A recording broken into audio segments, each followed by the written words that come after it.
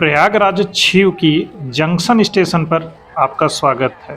इस स्टेशन का निर्माण और विस्तार प्रयागराज जंक्शन के कंजेशन को कम करने के लिए किया गया है। विगत 7-8 साल से लगातार इसका विस्तार हो रहा है। नए नए प्लेटफार्म और कनेक्टिंग रोड और दूसरी सुविधाओं के लिए सरकार निरंतर प्रयासरत है और इस बार महाकुंभ में यहाँ से अच्छी खासी भीड़ आ रही है और जा रही है। ख़ास तौर पर हमारे देश का जो दक्षिणी हिस्सा है वहाँ से आने जाने वाले लोगों का मेन रूट रेलवे वाला यही है। इसे आप कुछ इस तरीके से देख सकते हैं। मतलब जो हावड़ा से ट्रेनें आती हैं और राजस्थान, मध्य प्रदेश, महाराष्ट्र या फिर छत्तीसगढ़ की तरफ जिन्हें जाना होता है, मतलब जो दक्षिणी हिस्सा है उस तरफ जाना होता है, तो यहीं से डाइवर्ट हो जाती हैं, जिससे प्रयागराज जंक्शन पे अनावश्यक ट्रैफिक न बढ़े।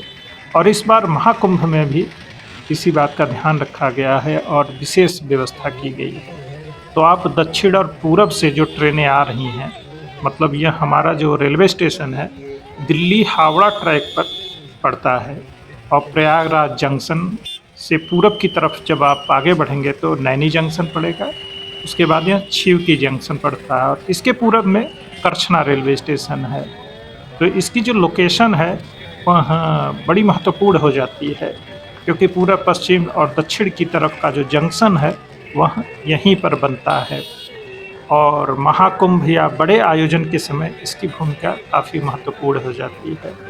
अब स्टेशन पर जब आप उतरते हैं तो जो कनेक्टिंग रोड और बाकी चीज़ें हैं वह स्टेशन के उत्तर दिशा में, नॉर्दर्न साइड ऑफ स्टेशन से आपको कनेक्टिविटी मिलेगी, जहाँ से सरकारी और निजी साधन आपको आसानी से मिल जाएंगे। और करीब 400 से 500 मीटर की दूरी पर इलाहाबाद मिर्ज़ापुर नेशनल हाईवे आपको मिल जाएगा, जहाँ दाहिनी तरफ आप मिर्ज़ापुर के लिए प्रस्थान करेंगे और बाएं तरफ प्रयागराज जंक्शन, संगम, बाकी जगहों के लिए जो पश्चिम की तरफ रास्ता गुजरता है।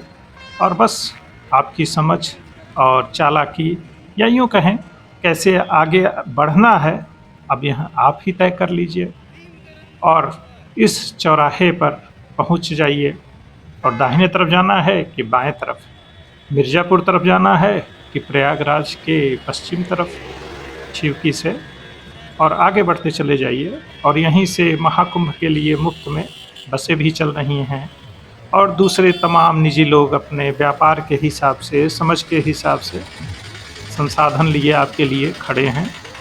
अब आपकी बार्गेनिंग और समझ में कितनी समझ है, इसी से निर्धारित होगा कि आप कितनी बचत कर पाएंगे और कितने कम खर्चे में आगे जा पाएंगे। इसके लिए आपको ढेर सारी शुभकामनाएं।